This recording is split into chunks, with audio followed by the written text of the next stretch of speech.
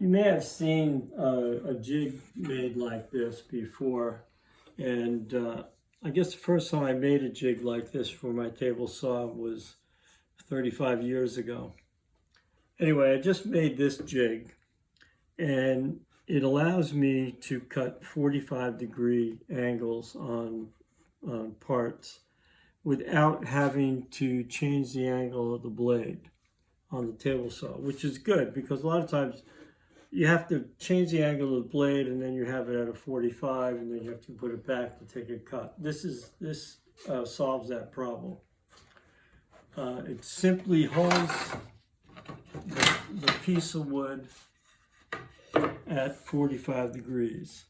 And you know where the miter will start. We'll start right in that corner. We'll take a cut.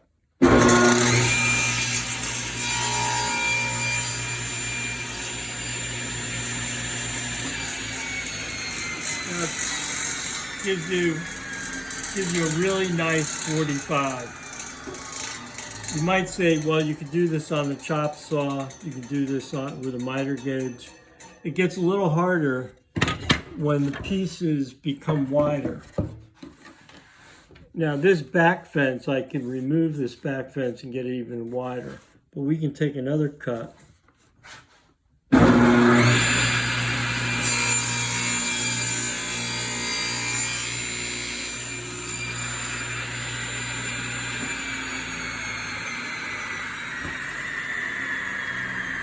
Now, this is a pretty wide piece, so if you want to make sure you're not going to slip with it, you could always take a clamp and clamp it. It has different slots for clamping, which is nice.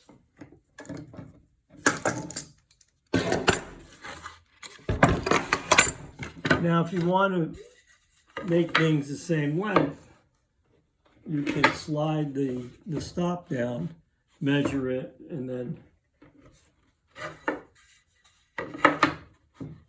you can make things. You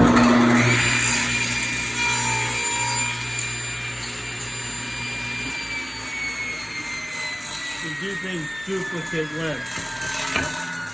Now, if you're doing something like this molding, where you need a left and a right,